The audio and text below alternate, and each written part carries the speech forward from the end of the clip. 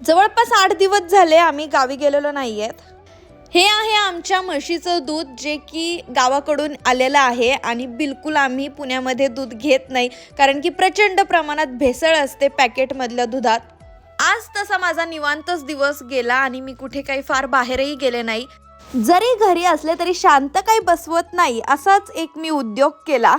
स्वतःलाच hair stylist समजून माझे स्वतःच मी केस घरी कापले आणि असं करून मला आता उद्या डबल पैसे पार्लरमध्ये घालवावे लागणार आहेत.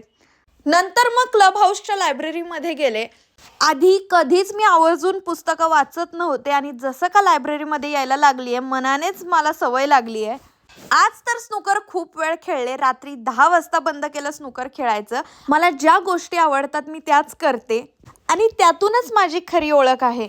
रात्री मग घरी आल्यानंतर मस्त फॅमिली टाईम स्पेंड केला आणि भेटूयात उद्या. बाय.